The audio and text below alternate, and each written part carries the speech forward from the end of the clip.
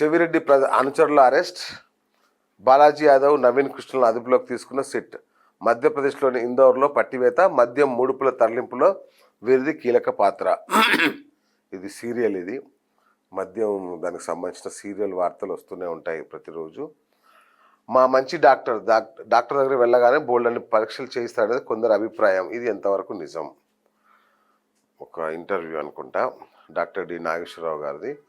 భాజపా రాష్ట్ర అధ్యక్షుడిగా మాధవ్. భాజపా ఆంధ్రప్రదేశ్ రాష్ట్ర నూతన అధ్యక్షుడిగా మాజీ ఎమ్మెల్సీ పోకల వంశీ నాగేంద్ర మాధవ్, పివిఎన్ మాధవ్ పేరును అధిష్టానం ఖరారు చేసింది.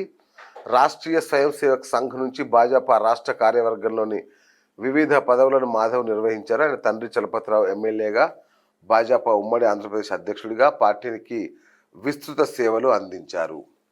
సో ఇది బీజేపీ ఏపీ ఎన్నిక.